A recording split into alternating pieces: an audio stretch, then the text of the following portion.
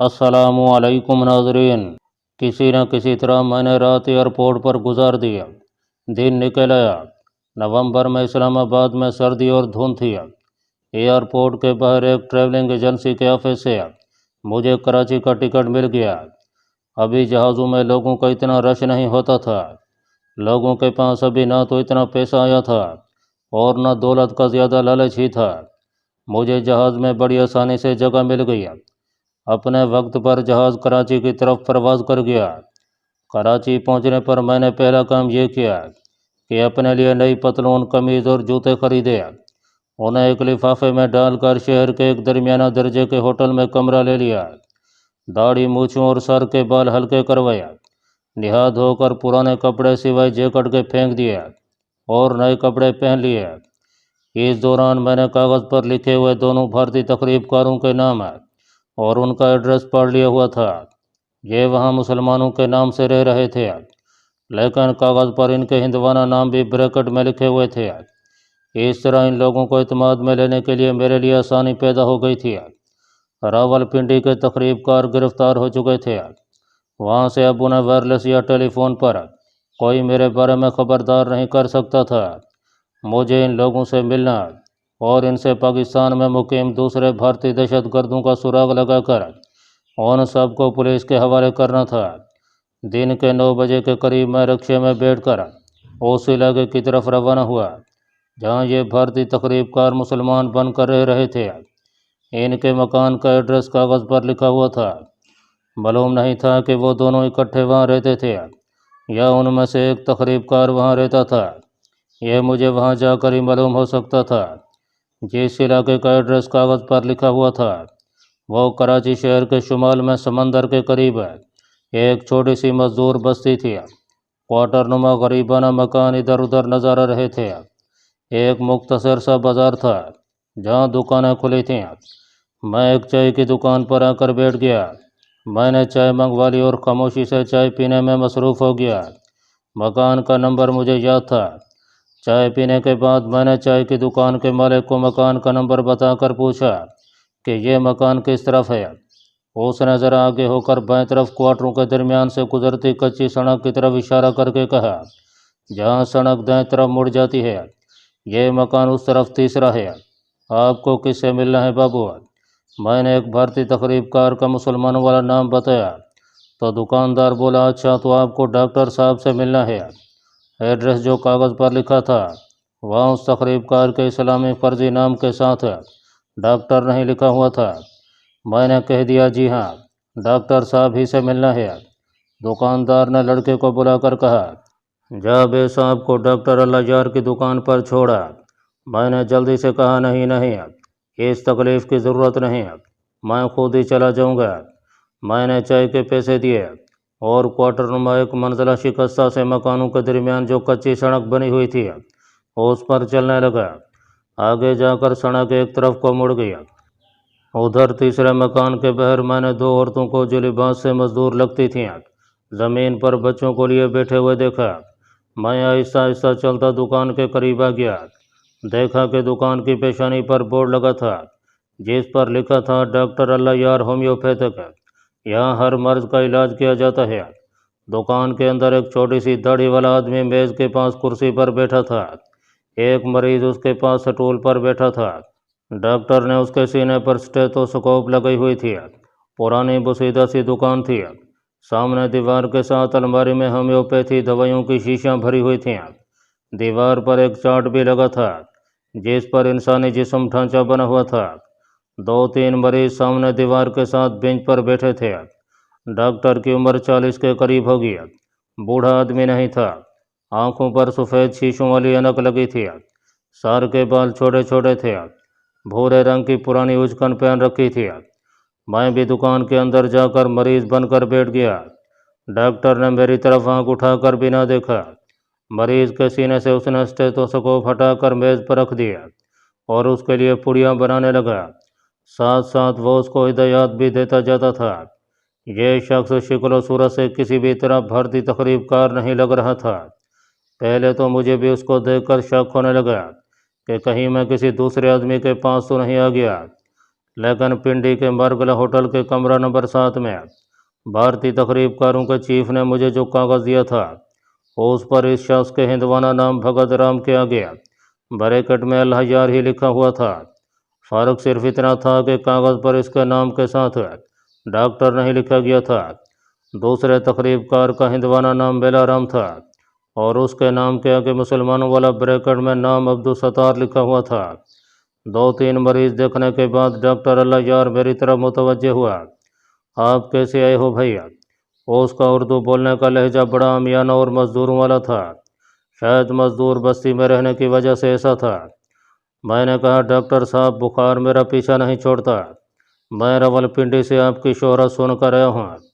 میں نے ہاتھ آگے کیا کہ وہ شاید نبض دیکھے گا، مگر اس نے اسٹیتھوسکوپ میرے سینے پر لگائی۔ 3-4 سیکنڈ خاموشی سے آنکھیں بند کیے جیسے غور کرتا رہا، پھر اسٹیتھوسکوپ میز پر رکھ دی اور بولا بھائی تمہیں اس وقت کوئی بخار نہیں ہے؟ میں نے کہا اسی طرح ہوتا ہے جی، 1 دن چڑھتا ہے پھر 2 دن نہیں چڑھتا، اس کے بعد رات کو پھر بدن پھنکنے لگتا ہے۔ یہ سلسلہ پچھلے 2 مہینوں سے چل رہا ہے۔ پنڈی پشاور لاہور میں بھی ڈاکٹروں کو دکھایا مگر کسی کی دوائی سے آرام نہیں آیا۔ آخر ایک ریٹائرڈ فوجی چڈھا صاحب نے آپ کے پاس جانے کا مشورہ دیا، اب آپ کے پاس آ گیا ہوں۔ چڈھا کا نام سنتے ہی میں نے دیکھا کہ ڈاکٹر صاحب ٹھٹک سا گیا۔ وہ کوئی کتاب کھول کر میرے مرض کے بارے میں کچھ تلاش کر رہا تھا۔ چڈھا کا نام میری زبان سے سننے کے بعد اس نے کتاب بند کر دیا اور مجھ سے مخاطب ہو کر کہا بھائی تمہاری بیماری کی وجہ معلوم نہیں ہو رہی، تم پیچھے کمرے میں چل کر بیٹھو، تمہارا پورا چیک اپ کرنا پڑے گا۔ میں اٹھ کر دکان کے پیچھے چھوٹے سے کمرے میں بلکہ کوٹھڑی میں آ کر مونڈھے پر بیٹھ گیا۔ یہاں زمین سے کوئی 2 فٹ اونچا میلا کچیلا اسٹریچر پڑا تھا، دیواریں خالی تھیں، پچھلی طرف جو کھڑکی کھلتی تھی اس کی سلاخوں میں سے تازہ ہوا اور دن کی روشنی آ رہی تھی۔ کوئی 15 منٹ کے بعد ڈاکٹر صاحب یعنی بھارتی تقریب کار کوٹھڑی میں آ گیا۔ آتے ہی اس نے دروازہ بند کر دیا اور میری طرف دیکھ کر بولا اسٹریچر پر لیٹ جاؤ، تمہارا پورا چیک اپ کرنا ہوگا۔ صاف لگ رہا تھا کہ میرے بارے میں اس کو پوری تسلی نہیں ہوئی، کیونکہ چڈھا کوئی اور فوجی بھی ہو سکتا تھا، یہ شخص بڑا تجربہ کار معلوم ہوتا تھا۔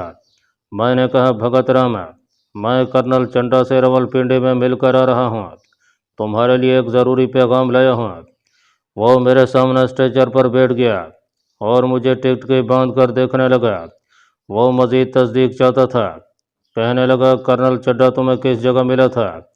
مجھے ایک ہی ڈر تھا کہ کہیں اخبار میں پنڈی مرگلا ہوٹل سے پکڑے جانے والے بھارتی تقریب کاروں کی خبر اخباروں میں نہ آ گئی ہو، لیکن پنڈی پولیس نے عقل مند ہونے کا ثبوت دیا تھا۔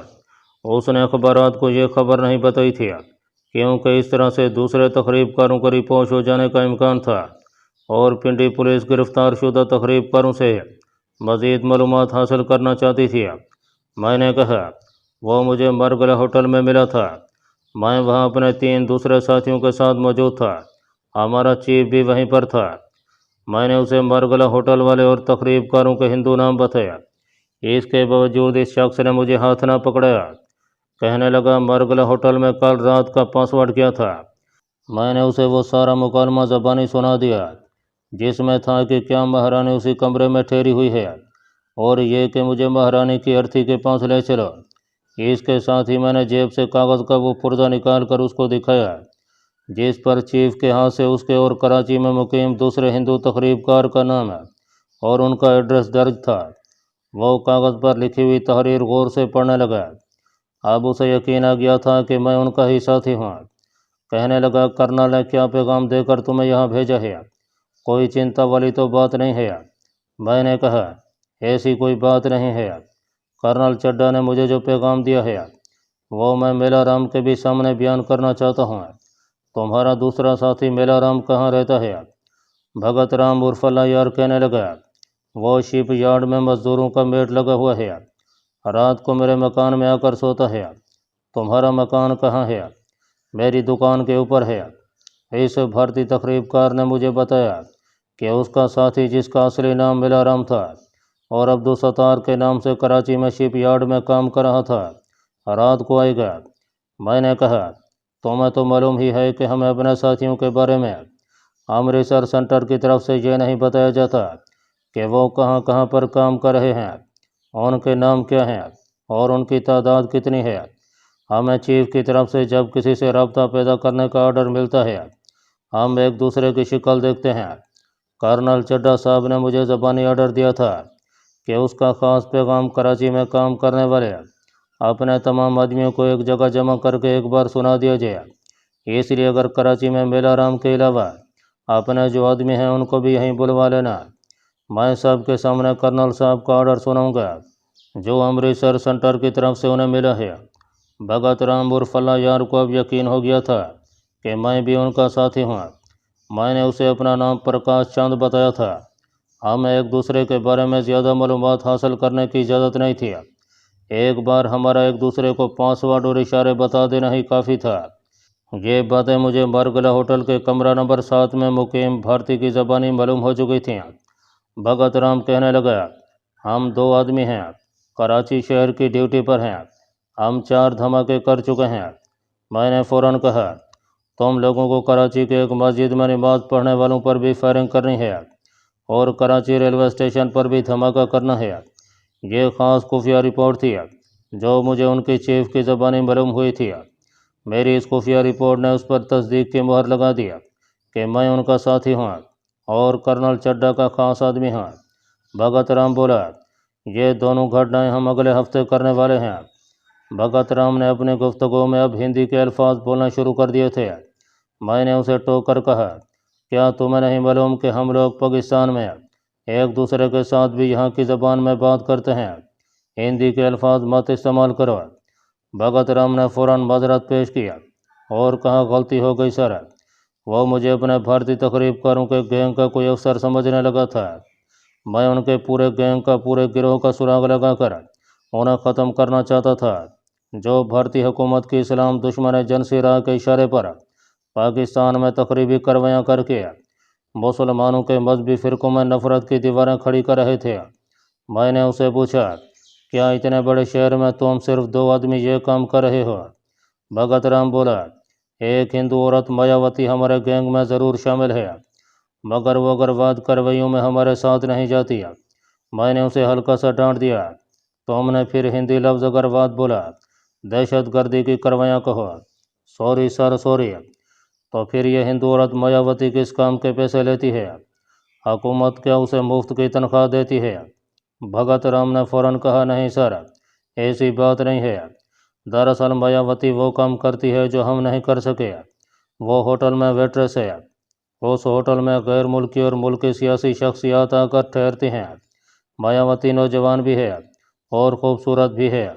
وہ اپنے طرف سے ان لوگوں سے خفیہ معلومات حاصل کرنے کی کوشش کرتی ہے جو ہم بھارت میں امرتسر سینٹر کو پہنچا دیتے ہیں۔ میں نے دل میں کہا، میرے خدایا، دشمن ملک بھارت نے پاکستان میں کیسا خطرناک جال پھیلایا ہوا ہے۔ میں نے پوچھا، یہ مایاوتی یہاں کی مقامی ہندو لڑکی ہے؟ بھگت رام نے کہا، نہیں جناب، اس لڑکی کو خاص طور پر راجستھان کے بارڈر سے پاکستان میں لایا گیا تھا۔ اس کو یہاں رہتے ہوئے بھی صرف 6-7 مہینے ہی ہوئے ہیں۔ اس دوران مایاوتی نے کیا کردگی کی ہے؟ میں نے اس انداز سے پوچھا جیسے مجھے سچ مچ اوپر سے ان لوگوں کی کارکردگی لینے کے لیے بھیجا گیا ہے۔ بھگت رام کہنے لگا، ابھی تک تو سر اس نے ایسی کوئی خفیہ معلومات حاصل نہیں کی جو ہماری حکومت کے لیے کارآمد ہو، لیکن امید ہے کہ آگے چل کر یہ لڑکی مایاوتی بڑی کارکردگی دکھائے گی۔ اس نے بڑی اہم شخصیات سے رابطہ قائم کر لیا ہوا ہے۔ میں نے کہا، کیا تم اسے اطلاع کر سکتے ہو کہ آج رات کی اہم میٹنگ میں وہ بھی آ جائے؟ بھگت رام کچھ ہچکچاتے ہوئے بولا، سر یہ بات آپ بھی جانتے ہیں کہ ہمیں صرف ایمرجنسی میں ایک دوسرے سے فون پر بات کرنے کی اجازت ہے۔ اگر آپ سمجھتے ہیں کہ یہ ایمرجنسی ہے تو میں اسے ابھی ٹیلی فون کر کے اطلاع دے دیتا ہوں، ورنہ کلینک بند کرنے کے بعد میں خود اس کے پاس ہوٹل جاؤں گا۔ میں اس بھارتی جاسوس لڑکی مایاوتی کو ہوٹل کے ماحول میں دیکھنا چاہتا تھا۔ اس طرح سے مجھے کسی دوسرے تقریب کار مایاوتی کی تقریبی کرویوں میں شریک کسی دوسرے مقامی آدمی کا سراغ لگانے کا بھی موقع مل سکتا تھا۔ میں نے بھگت رام سے کہا، تم مت جانا، میں خود اس کے پاس جا کر اسے خبر کروں گا۔ میں اس کی بے خبری میں اس کی کارکردگی کا جائزہ بھی لینا چاہتا ہوں۔ तुम मुझे उसका हुलिया बताओ और ये बताओ कि तुम लोगों का आज का पासवर्ड क्या है। ये तकरीबकार एक दूसरे को शक्ल से बहुत कम जानते हैं, एक दो के सूरज शनासा होते हैं, और उसके आगे अगर किसी से मिलना पड़ जाए तो पासवर्ड से उनकी शनाख्त होती है। हर रोज़ एक ख़ास खुफिया पासवर्ड मुकर्रर कर दिया जाता है। दूसरे शहर से अगर कोई तकरीबकार मिलने आए तो उसे वहीं से वो पासवर्ड बता दिया जाता है। ये बातें भी मुझे रावलपिंडी के मरगला होटल में भारतीय तकरीबकारों के चीफ की ज़बानी मालूम हुई थी। भगत राम ने अलमारी खोली, उसमें से एक डब्बा निकाला, डब्बे में से एक पुरानी डायरी निकाली, उसमें से एक लिफाफा निकाल कर खोला और एक तस्वीर निकाल कर मुझे दी और कहा, ये मायावती की तस्वीर है सर। ये हिंदू लड़की राजस्थान की मालूम होती थी। जबड़ा चौड़ा था, होंठ भी फराख थे, नाक ऊंचा था, लंबे सियाह बालों की मांग दरमियान में से निकली हुई थी और आंखों का रंग गहरा सियाह था। मैंने ये शक्ल अपने जहन में बिठा लिया और तस्वीर भगत राम को वापस करके कहा, ठीक है, मैं उसे ढूंढ लूँगा, मगर ये बताओ कि आज का पासवर्ड क्या है। भगत राम बोला, सर आज का पासवर्ड राजा अशोक की लाट है। जब आप मायावती से कहेंगे कि क्या तुमने अशोक राजा की लाट देखी है तो वो कहेगी नहीं। आप कहेंगे कि कल रात रणजीत सिंह मुझे कराची की बंदरगाह पर मिला था। बस इसके बाद आपको अपनी शनाख्त करवाने की कोई ज़रूरत नहीं होगी। मायावती समझ जाएगी कि आप उनके अपने गिरोह के आदमी हैं। मैंने उठते हुए कहा, ठीक है, मुझे अभी शहर में दो एक ज़रूरी काम करने हैं। मैं दोपहर के बाद मायावती के होटल में जाऊंगा और हो सका तो उसे अपने साथ ही लेता आऊँगा। भगत राम ने कहा, सर आप अंधेरा होने के बाद हैं, मकान के पीछे भी एक दरवाज़ा खुला हुआ होगा, मायावती को मालूम है। मैंने कोठड़ी से बाहर निकलते हुए कहा, ठीक है, मैं अंधेरा होते ही मायावती को लेकर यहाँ पहुँच जाऊँगा। तुम बेला राम को खबर कर देना कि वो भी ठीक वक्त पर पहुँचे। वो आ जाएगा सर, उसकी फ़िक्र न करें। मैं उस भारतीय तकरीबकार के पास ज़्यादा ठहरना भी नहीं चाहता था। इसकी एक वजह यह भी थी कि बहुत मुमकिन था कि कराची की इंटेलिजेंस इन लोगों की निगरानी कर रही हो, क्योंकि पाकिस्तान की इंटेलिजेंस पुलिस का शुमार दुनिया की सफ़े अव्वल के इंटेलिजेंस इदारों में होता है। मेरे मियाँ जी तो बताया करते थे कि अंग्रेज़ों के ज़माने में जिस कत्ल का सुराग इंग्लिस्तान की स्कॉटलैंड यार्ड पुलिस लगाने में नाकाम हो जाती थी, तो उस कत्ल की सुराग रसानी के लिए पंजाब की पुलिस को लंदन बुलाया जाता था। फिर ये बात भी थी कि रावलपिंडी में मेरी मुखबरी पर भारतीय तकरीबकारों का एक गिरोह पकड़ा जा चुका था। बहुत मुमकिन था कि यह डॉक्टर भी पुलिस की नज़रों में आ गया हो और पुलिस इसके साथ कहीं मुझे भी ना पकड़ लिया। मुझ पर पहले ही लाहौर पुलिस ने भारतीय जासूस होने का इल्ज़ाम लगा दिया हुआ था, जहाँ से मैं भाग चुका था। मैं भगत राम उर्फ यार होम्योपैथिक डॉक्टर के क्लिनिक से निकला तो रक्षा पकड़कर सीधा कराची के उस होटल में आ गया जहाँ भगत राम भारतीय तकरीबकार के बकौल 12 से समगल की हुई नौजवान खूबसूरत हिंदू लड़की मायावती किसी क्रिश्चियन नाम से बतौर होटल वेट्रेस या होटल मिस्ट्रेस के काम कर रही थी, मगर हकीकत में वो भारतीय तकरीबकारों की साथी और इंडियन स्पाई थी। उसकी शिकल मेरी आंखों के सामने थी, कोड अल्फाज और पासवर्ड भी मुझे ज़बानी याद था। मैं उस भारतीय लड़की को देखना और उसकी गुफ्तगू से यह अंदाज़ा लगाना चाहता था कि कहीं ऐसा तो नहीं है कि उसने भारतीय तकरीबकारों भगत राम और मेला राम को बताए बगैर वहाँ किसी तीसरे भारतीय जासूस से रब्ता बना रखा हो। मैं जिहाद कश्मीर में दोबारा हिस्सा लेने की खातिर वादी कश्मीर में जाने से पहले इन पाकिस्तान दुश्मन अनासर का जिस कदर मुमकिन हो सकता था कला कमा कर देना चाहता था। मैं कराची के आलीशान होटल का नाम नहीं लिखूंगा। मेरी जेब में पैसे भी थे, कपड़े भी ठीक ठाक थे।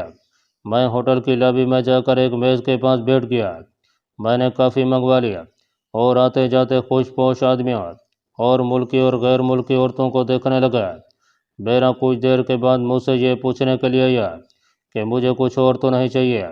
काफ़ी का बिल 15 रुपये बनता था। मैंने 10-10 के 3 नोट निकाल कर नौजवान वेटर को दिया और उससे मायावती के बारे में पूछा कि इस वक्त ड्यूटी पर कहाँ होगी। नौजवान वेटर ने मेज़ पर से कॉफ़ी की प्याली उठाकर ट्रे में रखते हुए कहा, सर वो तीसरे फ्लोर पर होगी। मैंने कहा, मेरा एक पैगाम उस तक पहुँचा दोगे? क्यों नहीं सर। मैंने कहा, उससे कहना कि दुबई से उसका कज़न जोसेफ उससे मिलने के लिए आया हुआ है और लॉबी में बैठा है। Okay sir. वेटर चला गया। मैंने देखा कि लॉबी के बड़े काउंटर पर जाकर उसने कोने में रखा हुआ फ़ोन उठाकर डायल पर कोई नंबर घुमाया और फिर किसी से बात करके चला गया। थोड़ी देर बाद मैंने ऊपर वाली कुशादा सीढ़ियों पर से एक शराब कद गंदमी रंगत वाली औरत को उतरते देखा, जिसने होटल की नीली और सफ़ेद वर्दी पहनी हुई थी। बालों की मांग दरमियान से निकली हुई थी और उनका पीछे जोड़ा बंधा था। वो सीढ़ियाँ उतरते हुए लॉबी के वस्त में सतूनों के दरमियान लगी हुई मेज़ों की तरफ देख रही थी, जहाँ कुछ औरतें और मर्द बैठे कॉफ़ी पीने में मशगूल थे। वहीं एक तरफ मैं भी बैठा हुआ था। मैं चूँकि एक जानिब बिल्कुल अकेला बैठा हुआ था और ख़ुद भी उस लड़की की तरफ देख रहा था, जिसको मैंने पहचान लिया था कि यही मायावती है। इसलिए वो भी मुझे देखते हुए लॉबी में आकर एक मेज़ के पास रुक गई। वो मुझसे कुछ फासले पर थी। दरमियान में 3-4 मेज़ें लगी थीं। इतने में वही वेटर जिसको मैंने 15 रुपये टिप दिए थे, एक तरफ से तेज़ तेज़ चलता मायावती के पास आया और बड़े शाइस्ता अंदाज में उसने मेरी तरफ इशारा किया। मायावती बड़ी बेबाकी से मेरी तरफ बढ़ी और आते ही अंग्रेज़ी में मुझसे पूछा कि क्या मेरा नाम ही जोसेफ है। मैंने भी अंग्रेज़ी में जवाब दिया, हाँ, मैं ही जोसेफ हूँ। मैं तुमसे मिलना चाहता था। यहाँ बैठ जाओ, मुझे बड़ी खुशी होगी। मायावती की सियाह आंखों में बड़ी तेज़ चमक थी। उसकी उम्र 20-22 बरस से ज़्यादा नहीं थी, मगर चेहरे से वो बड़ी तजर्बाकार और ऐसी औरत लगती थी कि जिसने एक दुनिया देख रखी हो। उसके चेहरे पर ज़रा सा भी तबस्सुम नहीं था। वो मेरे सामने वाली कुर्सी पर बैठ गई और अपनी कलाई की घड़ी देखकर कहा, मैंने तुम्हें पहले कभी नहीं देखा, फिर तुम मेरे कज़न कहाँ से हो गया? मेरा नाम ही मायावती है। मैंने कहा, मैं तुम्हारे कज़न का भी बाप हूँ। और उसका सांवला चेहरा गुस्से से दमक उठा। कौन हो तुम? मैं ऐसी गुफ्तगू सुनने की आदी नहीं हूँ। तब मैंने कोडवर्ड में कहा, क्या तुमने राजा अशोक की लाट देखी है? तो उसके गुस्से की आग पर जैसे किसी ने पानी डाल दिया हो। एकदम से उसका लहजा नर्म और पुरस्कार हो गया। उसने सबसे पहले इर्द गिर्द की मेज़ों की तरफ देखा, फिर मेरी तरफ देखकर मुस्कुराने लगी और बोली, नहीं। मैंने कहा, कल राजा रणजीत सिंह मुझे कराची की बंदरगाह पर मिला था। इस पर मायावती का चेहरा संजीदा हो गया। कहने लगी, मेरा कमरा दूसरे फ्लोर के कोने में है, उसका नंबर 15 है। 15 मिनट के बाद वहाँ आ जाना, वहाँ बातें होंगी। वो उठी और लोगों को ये दिखाने के लिए कि वाकई मैं उसका कज़न हूँ, मुझसे मुस्कराकर हाथ मिलाने के बाद वापस चली गई। मैं कुछ देर वहीं बैठा सिगरेट फूंकता रहा, फिर उठकर होटल के अंदर बनी हुई नवादरात की दुकानों की सैर करने लगा। इस तरह जब 15-20 मिनट गुजर गए तो मैं लिफ्ट में सवार होकर होटल के दूसरे फ्लोर पर आ गया। कोने में 15 नंबर कमरा बड़ी आसानी से नज़र आ गया।